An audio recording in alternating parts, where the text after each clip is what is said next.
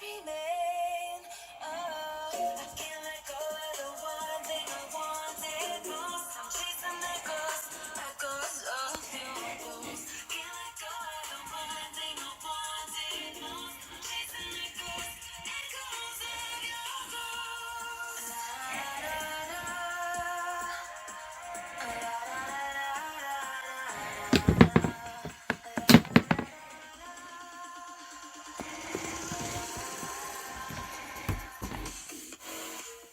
Welcome to the DO Boxing Show. I'm your host, Dameon Okposio. It's Monday, September the 7th, and this is episode number 737. And I'm going to be giving you a brief look at what's inside the DO Boxing Kit.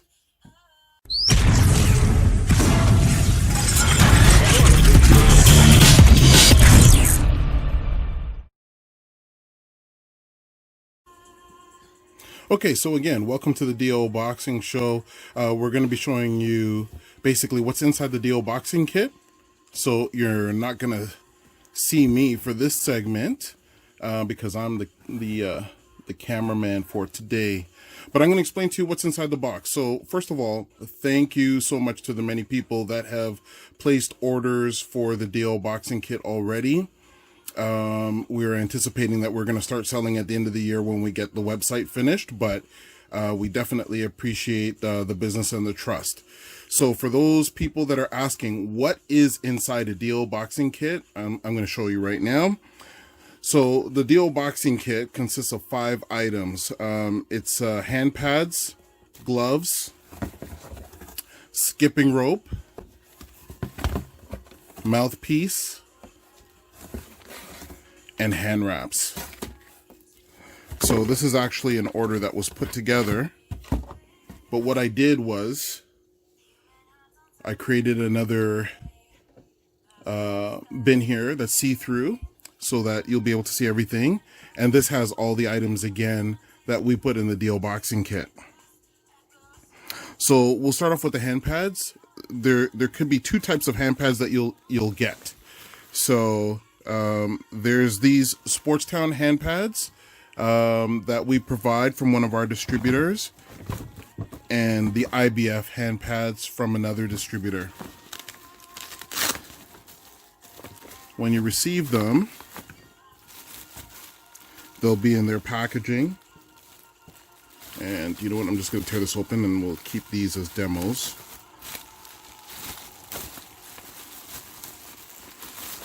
So this is what to expect. Now both of these sets of hand pads are comfortable. They have straps so that anybody can put it in there. So any size of hand can go in and keep it secured, whether it's a child's hand or an adult's hand.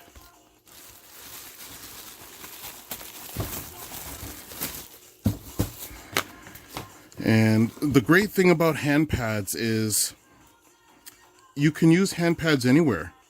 You know, you can go with a friend to the park, or if you're teaching your son or your daughter some boxing fundamentals, you can do it in the backyard or in the basement, anywhere where you don't necessarily need a whole bunch of room.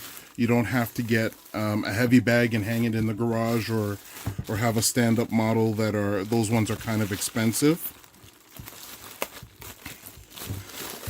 And so here are the Ibf hand pads. And again, great quality. And again, also with the Velcro at the back to keep the hand secure. And just remember also, when you're doing hand pad work, you're going to be catching the mitts. I'm not going to get too much into either how to use this equipment or to maintain it yet. We're going to do some other videos for that. So keep up with the DO Boxing Show and look for future channels, and we're going to show you that. This is just to give you a basic introduction to what's inside your DO Boxing Kit. Okay, so gloves. So your gloves will come like this. We like the Ibf brand. So I used to box as an amateur, as a heavyweight and super heavyweight for 14 years off and on. And, you know, even though you fight in smaller gloves, and these usually 16 ounce, people use them for sparring sometimes. I found when I train in 16 ounce gloves that my shoulder strength, speed and everything was improved greatly from using this. And also the reason I like 16 ounce gloves too is it just provides more protection for your hand.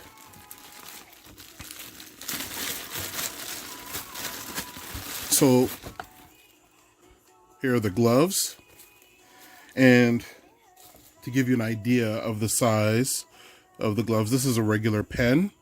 So just to give you an idea. Now, some people have asked me about young kids using these gloves, and they can, because remember also too, even though their hands are small, when they wrap their hands with the hand wraps, it will add some size to it. Also too, it adds a lot of protection for them. It may be really big on their small hands. Like I think kids under 8, it might be too big, but if you have a 9-10-year-old, this is a great glove for them, and it'll last them a lot of years, especially at that age. Again, with the Velcro, so it's a great quality glove. It's attached at the thumb, so if you decide to use this for sparring, there's not going to be any accidental thumbing someone. And it's a very sturdy, great design glove. So now, the one thing I want to point out is that there are tons and tons and tons of gloves on the market. Most of them, the majority of them, are made in India, mainly Pakistan, some in Japan. But gloves are relatively the same in terms of molds, unless you go to a manufacturer that does things pretty cheaply. So we have partnered up with a distributor that owns and runs a multi-million-dollar distribution company. So he goes with a quality manufacturer, and you'll be able to tell that by the stitch in the gloves. You'll see a lot of double stitching, which is great. Sometimes if you have like a little bit of a cheaper manufacturer, you may see single stitching. The gloves may open up at the sides. But if you purchase this type of glove, which is the IBF Iron Body Fitness brand, it's a good quality glove, regardless of where you get it, whether you get it through me or a different supplier. The Iron Body Fitness brand is usually really good, as long as it's the authentic Iron Body Fitness brand. And again, you can tell by looking at like the stitching and the quality of the glove.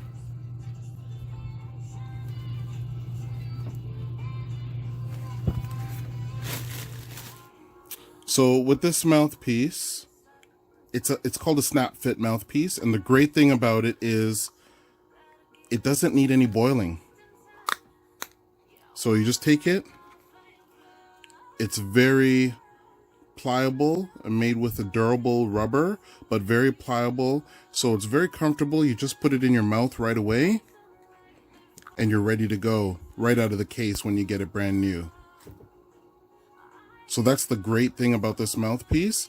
You could use it for competition, but what it's mainly meant for is that if you're just starting out and you don't want to make a huge investment in an expensive molded mouthpiece, that you have something right away when you're going to the gym. If somebody says get in the ring, or you want to spar, or even if you're doing pads and fooling around with someone, you have some protection, which is very, very important. And then if you decide to compete, you may want to get a molded mouthpiece, which is going to provide you with an even greater level of protection. But it's better to have something when you just start out, just to be careful. Okay, the next item is a skipping rope.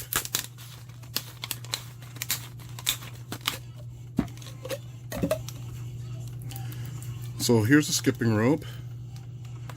And the great thing I like about the skipping rope, it allows you to skip really fast. It's great to do doubles with. It's a very light rope. You can, get an elastic band, tie it up, put it in your pocket. Or if you're working out and the gym has their own ropes, you don't want somebody to pick up your rope by accident. Again, really light rope. You can just wrap it up, throw it in your pocket, and continue on with your training.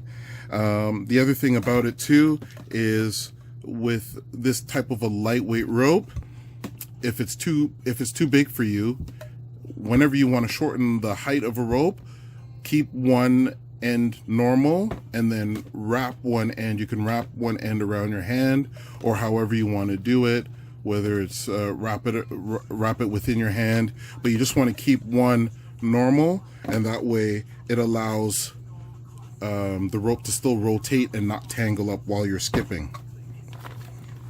Lastly, you're going to get a pair of hand wraps.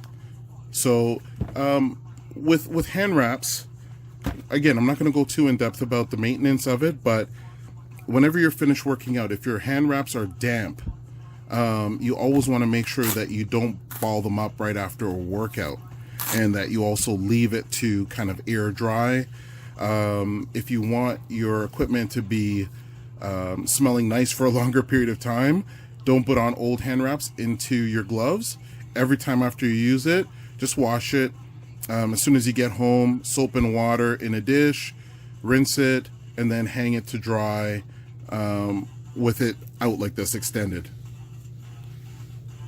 not balled up. Let it air dry. By the next day, or when you wake up and you're ready to go for your next day, you'll be good to go. And the other thing too is the next day, if you didn't